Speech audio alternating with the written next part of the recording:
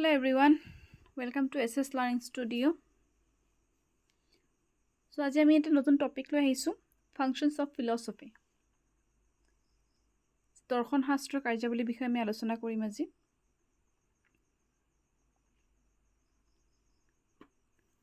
First যেটো function আছে এটো হল analytical function অৰ্থাৎ বিশ্লেষণীমূলক কাৰ্য.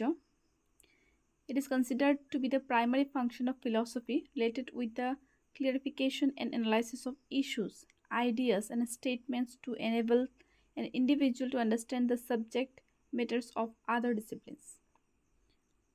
বিশ্লেষণীমূলক কাৰ্য হ'ল যে ইয়াক দৰ্শন শাস্ত্ৰৰ প্ৰাথমিক কাৰ্য হিচাপে গণ্য কৰা হয়, যি বিষয় ধাৰণা আৰু বক্তব্যসমূহ স্পষ্টীকৰণ আৰু বিশ্লেষণৰ সৈতে জড়িত, যাতে এজন ব্যক্তিয়ে অন্য বিষয়সমূহ বুজিবলৈ সক্ষম হয়. Our next function is speculative and normative function অৰ্থাৎ অনুমানমূলক আৰু মান্যকাৰীমূলক কাৰ্য. This involves the issue of essential instrument for doing philosophy, which is the mind. Mind enables the individual to think about himself, the people around him or her, and the world in general. ইয়াত কোৱা হৈছে যে দৰ্শন অৰ্থাৎ ফিলছফিত প্ৰয়োজনীয় আহিলা অৰ্থাৎ মনৰ ব্যৱহাৰৰ সৈতে জড়িত হৈ থাকে. দৰ্শন শাস্ত্ৰত সাধাৰণতে মানুহৰ মনৰ ব্যৱহাৰ অত্যন্ত প্ৰয়োজনীয়. মনে এজন ব্যক্তিক নিজৰ বিষয়ে, তেওঁৰ চাৰিওফালৰ মানুহ আৰু সামগ্ৰিকভাৱে পৃথিৱীখনৰ বিষয়ে চিন্তা কৰিবলৈ সক্ষম কৰি তোলে.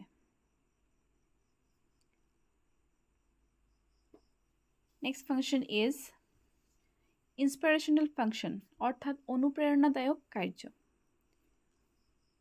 Famous works by eminent philosophers such as Plato's Republic, Gandhi's Experiment with Truth, and others have become the reference book for many educators because they gain a lot of insight from these references to guide their activities. বেলেগৰ কৰা কাৰ্যসমূহৰ পৰাও কেতিয়াবা আমি কি হওঁ অনুপ্ৰাণিত হওঁ.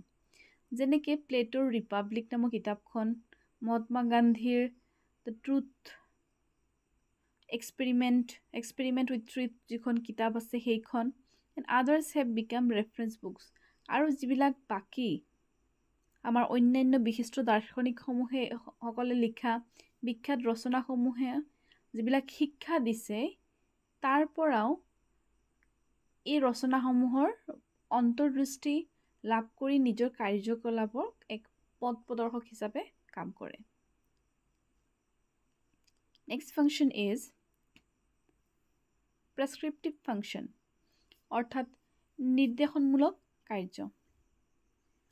Philosophy has contributed a lot in solving various problems, but still philosophers are sometimes excluded from the decision-making process. This appears to have made the situation worse. যে কি দেখা পালো যে দৰ্শনে বিভিন্ন সমস্যা সমাধানত যথেষ্ট অৰিহণা যোগাইছে, তথাপিও দাৰ্শনিকসকলক কেতিয়াবা সিদ্ধান্ত গ্ৰহণ প্ৰক্ৰিয়াৰ পৰা বাদ দিয়া হয়. ই পৰিস্থিতিক অধিক বেয়া কৰা যেনহে লাগে. Our next point is coordinating function. Philosophy is interrelated with other disciplines and helps these branches establish their knowledge base solidly. সমন্বয়মূলক কাৰ্যত আছে যে দৰ্শনখনে অন্যান্য শাখাৰ সৈতে এটা ইণ্টাৰৰিলেশ্যন অৰ্থাৎ আন্তঃসম্পৰ্ক সৃষ্টি কৰে আৰু এই শাখাসমূহক তেওঁলোকৰ জ্ঞানৰ ভিত্তিত অধিক শক্তিশালীভাৱে স্থাপন হোৱাত সহায় কৰে.